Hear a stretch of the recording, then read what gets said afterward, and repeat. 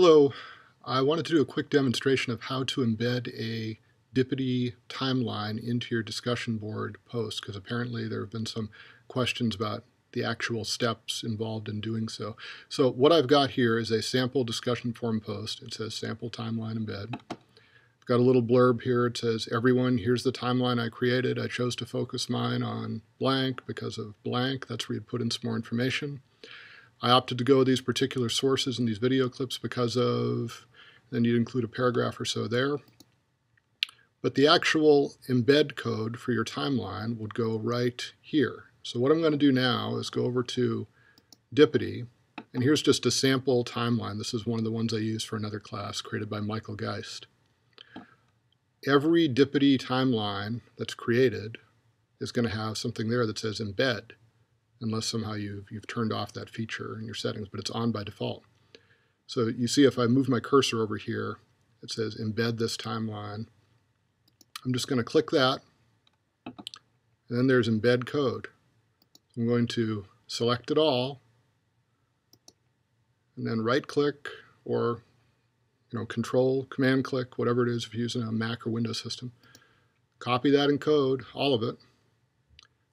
Close that window.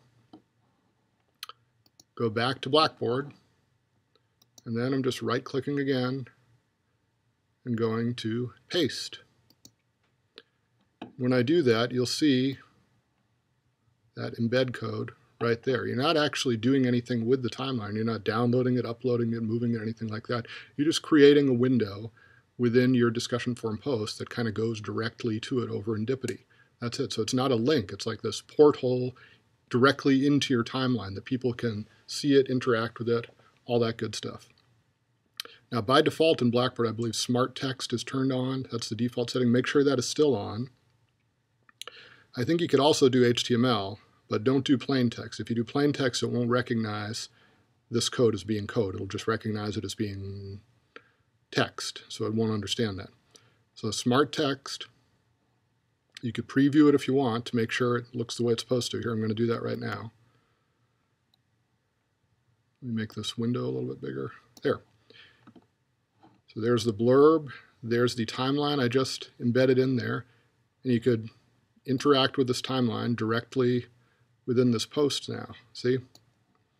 You can scroll back or forth as needed, click links, go to video clips, do the different views. This is the flipbook view or the list view.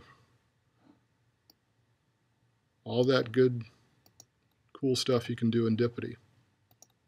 I'm just going to close this window. Again, you don't have to do the preview. I just did it just to show you as an example. But then when you're done, just click Submit.